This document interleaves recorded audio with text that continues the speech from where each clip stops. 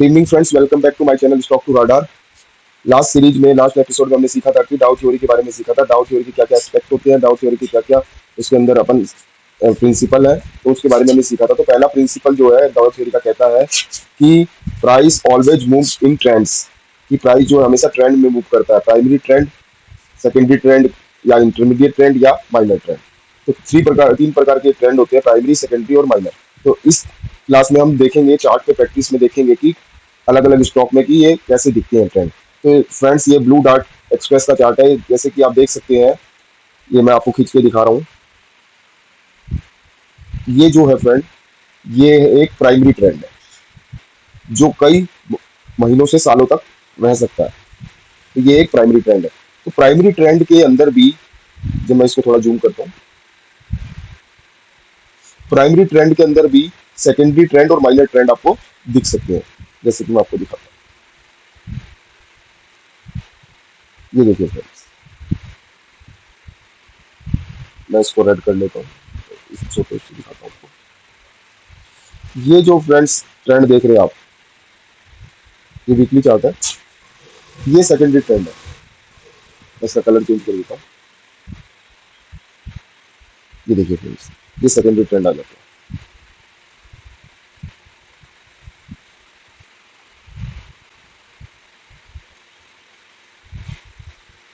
जो कई महीनों तक रह सकते हैं। और इसमें जो छोटे छोटे ट्रेंड और देख रहे हैं आप, ये माइनर ट्रेंड आ जाते हैं।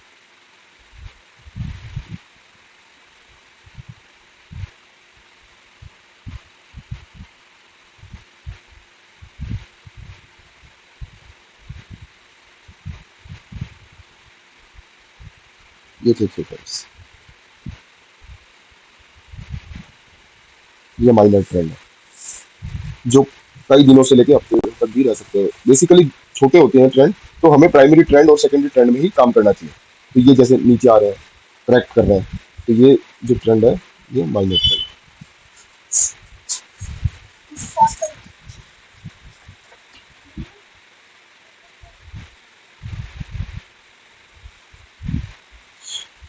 जैसे ये वाला पहले वाला ट्रेंड मैंने आपको दिखाया फ्रेंड्स, ये अप ट्रेंड था।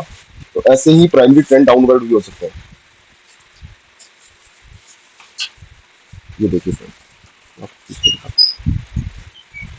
ये देखिए फ्रेंड्स, ये जो ट्रेंड है प्राइमरी ट्रेंड है, और ये क्या है, डाउनवर्ड है। और ये भी स्टेप वाइज फॉर्मेशन में चलते हैं।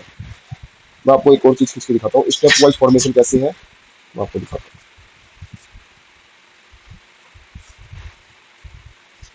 देखिए फ्रेंड्स, ये लगातार नीचे नहीं जाएगा स्टॉक, ये लगातार ऊपर नहीं जाएगा, ये स्टेप वाइज फॉर्मेशन में मूव करेगा।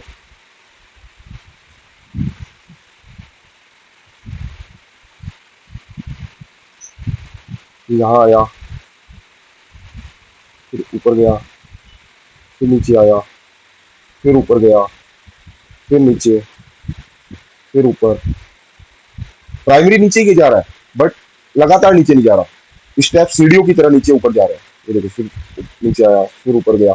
मीन्स जो ये मूवमेंट होती है, ये लगातार नहीं होती। ये पहले नीचे आएंगे, फिर ऊपर जाएंगे, ज्यादा नीचे आएगा, थोड़ा सा ऊपर जाएगा, फिर ज्यादा नीचे आएगा, फिर थोड़ा सा ऊपर जाएगा। अब कोई भी देख लीजिए फ्रेंड्स, हम और दूसरा चार्ट भी खोलते हैं। इसमें भी फ्रेंड्स देखो, ये भी लगातार ऊपर नहीं गया, ऊपर गया है, बट स्टेप फॉर्मेशन में ऊपर गया। ये यहाँ आया, फिर ये नीचे आया, फिर ये आया, फिर नीचे आया, फिर ऊपर, फिर नीचे, और ये यहाँ भी छोटा सा करेक्शन आया, यहाँ भी छोटा सा करेक्शन आया, अब ये ऊपर जा रहा है। तो कोई भी चार्ट आप उठा के देखिए, तो डाउ थ्योरी यही कहती है कि ट्रेंड्स थ्री होते हैं, और मूव्स हमेशा जो स्टॉक करता है वो स्टेप फॉर्मेशन में करता है, ऊपर जाए जाए नीचे। ऐसे ही सेकंड जो थ्योरी है, सेकंड जो प्रिंसिपल है डाउ का, वो कहता है कि मार्केट के तीन फेजेज होते हैं, तो उनको फेज होते हैं। तो मार्केट के, जैसे कि मैंने आपको बताया, तीन फेज होते हैं। कौन कौन से फेज होते हैं हमने पढ़ा हुआ था आपने पहले, आप रिमाइंड करिए। सबसे पहला फेज होता है एक्यूमुलेशन फेज, फिर उसके बाद आता है मार्केट पार्टिसिपेशन फेज, फिर आता है डिस्ट्रीब्यूशन फेज। एक्यूमुलेशन फेज कब आता है, जब मार्केट बहुत एक डाउनवर्ड रैली ले लेता है। जैसे ये सोलोरा एक्टिव का चार्ट है फ्रेंड, देखिए ये एक डाउनवर्ड मूवमेंट दिखा रहा था काफी दिनों से। कब से दिखा रहा था ये डाउनवर्ड मूवमेंट, ये दिखा रहा था हमें 21 से लेके 2021 से लेके और 2022, मतलब ये आप लगा लो पूरे 1 ईयर तक ये जो है डाउनवर्ड मूवमेंट दिखाया। और इस दौरान ये देखो कितना गिर गया, अगर हम इसे कैलकुलेट करें तो इस दौरान ये जो है लगभग ये देखो आप 80% इसने अपना इरोजन दे दिया, 80% इसमें प्राइस गिर चुका है फ्रेंड्स। और इसका टोटल टाइम लगा इसको 392 डेज, 56 वीकली बार। तो इसने 82% डाउनवर्ड गिरा दिया। अगर कोई ट्रेडर या इन्वेस्टर इसमें अगर बैठा हुआ है और वो नहीं निकला है तो उसने अपना 80% पैसा गवा दिया। उसके बाद क्या हुआ, ये एक बोरिंग फेज होता है, एक्यूमुलेशन फेज, वो स्टार्ट हुआ। अब देखो एक्यूमुलेशन फेज में क्या हुआ, मैं थोड़ा छोटा करता हूँ। एक्यूमुलेशन फेज में क्या हुआ, प्राइस ने एक रेंज में मूवमेंट दिया और साथ ही साथ वॉल्यूम देखिए फ्रेंड्स, बिल्कुल लेस वॉल्यूम के साथ। फ्रेंड्स ये बहुत लर्निंग वाली चीज है जो आपको मैं प्रोवाइड कर रहा हूँ। ये देखिए फ्रेंड्स,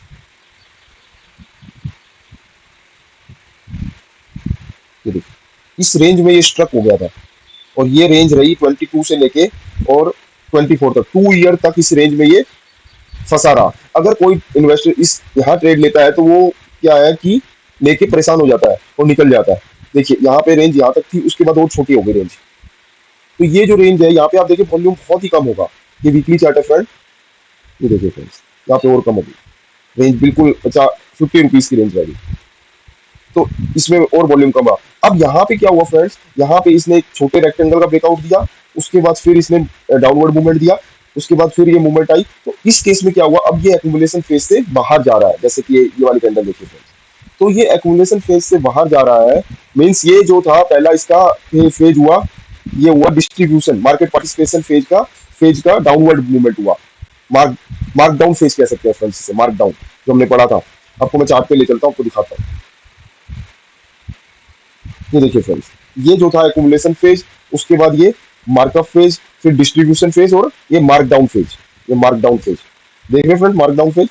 तो ये एक तरह का मार्क डाउन फेज है, ये एक तरह का मार्क डाउन फेज है।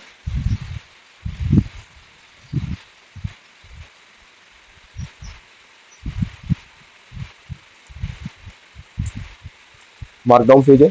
मार्क डाउन फेज के बाद ये एक्यूमुलेशन फेज है।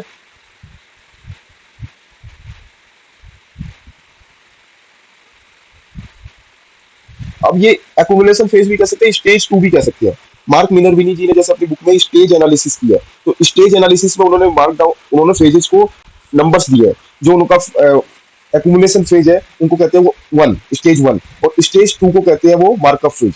तो ये स्टेज 1 है। स्टेज 1 से जैसे ही स्टॉक निकलता है वो स्टेज 2 में आ जाता है। तो ये अब स्टेज 1 से निकल के स्टेज 2 में आ रहा है और आ चुका है, जैसे कि मैं आपको 1 डे के चार्ट में लेके दिखाता हूँ। तो ये टाइम बहुत ही अच्छा होता है किसी स्टॉक को बाय करने के लिए। तो मैं आपको उसमें ले चलता हूँ डेली चार्ट पे। तो आप देखें डेली चार्ट पे क्या हुआ, इसने स्टेज 1 से निकल के स्टेज 2 में कदम रख दिया। ये कैसे पता चल रहा है हमें, ये हमें इससे भी पता चल रहा है कि इसने higher high higher low pattern बनाना शुरू कर दिया है। इसने higher high higher low pattern बनाना शुरू कर दिया। मैं आपको दिखाता हूँ, ये देखिए फ्रेंड्स, इसने कभी भी अपने अभी तक अपने प्रीवियस लो को नहीं तोड़ा। ये देखिए, तो यहाँ अगर हम एक्यूमुलेट करते हैं, क्योंकि बिग प्लेयर, और इसमें बिग प्लेयर की एक और आपको खासियत दिखेगी, इसके अंदर बहुत इस दौरान बहुत ही ज्यादा नेगेटिव न्यूज रही होगी इस स्टॉक में।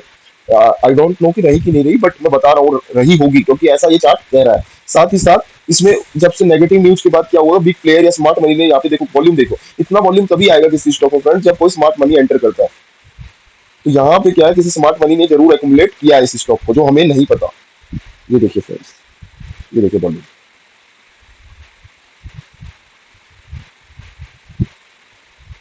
ये देखिए, मीन्स ये स्टॉक अब भागने को तैयार है स्टेज 2 में।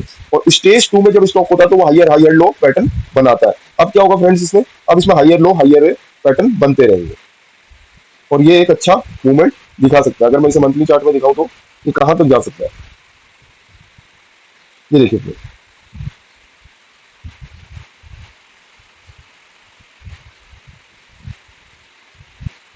ये देखिए, ये अपना ये 1700 1800 तक का मूवमेंट दिखा सकता है। अभी स्टॉक कितने का है, 482 रुपीज का। तो मतलब इसमें बहुत ज्यादा अपसाइड की मूवमेंट है।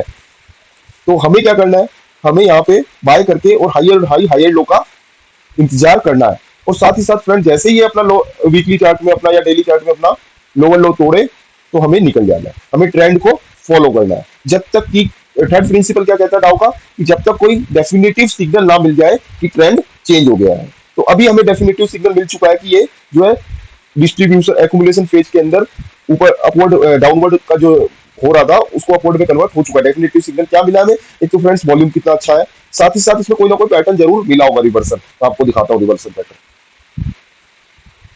ये देखिए फ्रेंड्स, इसने एक रिवर्सल पैटर्न दिया है। कौन सा रिवर्सल पैटर्न दिया है, एक बार मैं ड्राइंग रिमूव कर देता हूँ सारी, उसके बाद मैं आपको दिखाता हूँ इसमें कौन सा रिवर्सल, आप बता सकते हैं कौन सा रिवर्सल पैटर्न बना है।